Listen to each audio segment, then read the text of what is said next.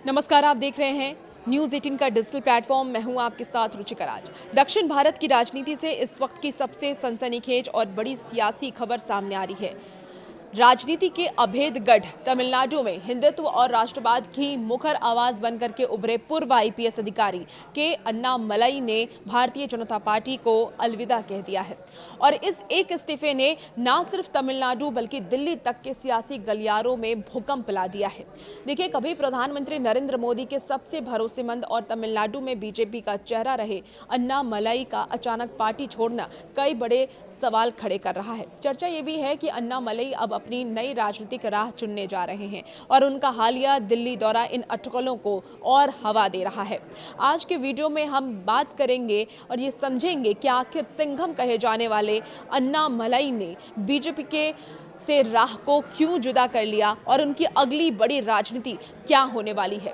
क्या तमिलनाडु की सियासत पर इसका क्या असर पड़ने वाला है, इसके बारे में भी इस वीडियो में हम विस्तार से जानेंगे। तो चलिए वीडियो की शुरुआत करते हैं। देखिए, राजनीति में आने से पहले के अन्नामलई की पहचान एक बेहद कड़क और ईमानदार आईपीएस अधिकारी के तौर पर थी।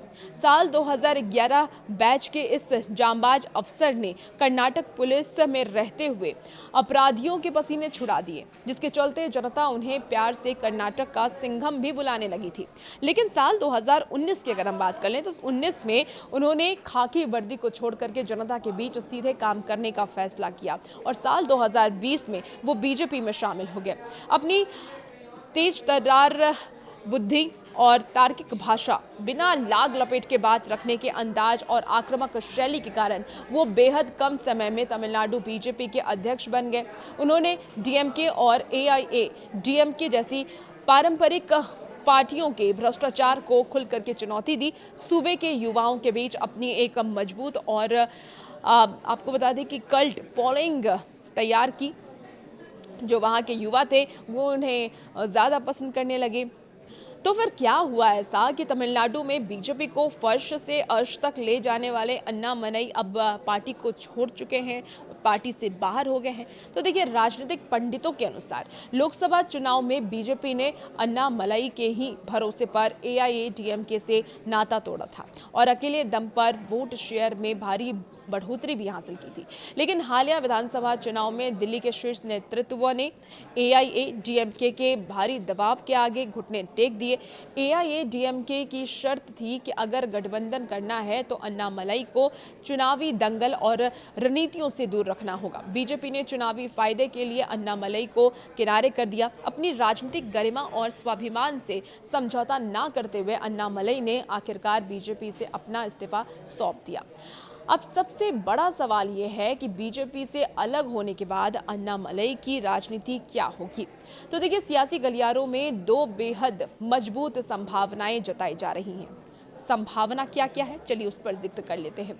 संभावना नंबर 1, नई राजनीतिक पार्टी। सबसे बड़ी अटकल यह है कि अन्नामलई तमिलनाडु में अपनी खुद की एक नई क्षेत्रीय राजनीतिक पार्टी का गठन कर सकते हैं और वो तमिलनाडु की राजनीति में डीएमके और एआईएडीएमके के विकल्प के रूप में एक तीसरा मोर्चा खड़ा कर सकते हैं, जो कि अलग विचारधारा की होगी और जो अभी तक राजनीतिक पार्टियां चल रही हैं उनकी विचारधारा से हटकर होंगी, साफ सुथरी और विकासवादी राजनीति पर आधारित होंगी। संभावना नंबर 2, दूसरी संभावना क्या है? अल्टीमेटम या फिर प्रेशर टैक्टिक्स। उनका हालिया दिल्ली दौरा इस बात का संकेत है कि वो बीजेपी के शीर्ष नेतृत्व को अपनी जमीनी ताकत का एहसास करा रहे हैं। अगर उनकी शर्तें नहीं मानी गई तो वो दक्षिण में एक स्वतंत्र और मजबूत राष्ट्रवादी ताकत बनकर के उभरने की तैयारी रखते हैं। अन्नामलई का ये कदम तमिलनाडु की राजनीति की दिशा और दशा दोनों ही बदल सकता है। अगर वो अपनी नई पार्टी बनाते हैं तो सबसे बड़ा नुकसान भारतीय जनता पार्टी को होगा, जिसने पिछले कुछ सालों में दक्षिण में जो जमीन तैयार की थी वो पूरी तरह खिसक सकती है और इसके अलावा राज्य का युवा वोटर भी पार्टी से अलग हो सकता है। पार्टी के परिवारवाद से जो युवा परेशान है वो अब नई पार्टी का रुख कर सकता है। देखिए, अन्नामलई के साथ मजबूती से इस वक्त युवा खड़ा है और ये और भी पार्टियों को साफ तौर पर दिख रहा है, चाहे वो बीजेपी हो या डीएमके हो या फिर एआईएडीएमके हो। अन्नामलई का अलग होना तमिलनाडु के आगामी त्रिकोणीय मुकाबले को बेहद दिलचस्प बना देगा। राजनीति के इस नए सिंघम का ये दांव उन्हें सत्ता के शीर्ष पर लेकर जाता है या फिर राजनीति के चक्रव्यूह में उलझा देता है, ये तो आने वाला वक्त ही बतलाएगा। और भी ऐसी वीडियोस के लिए आप बने रहिए न्यूज़ 18 के डिजिटल प्लेटफॉर्म के साथ।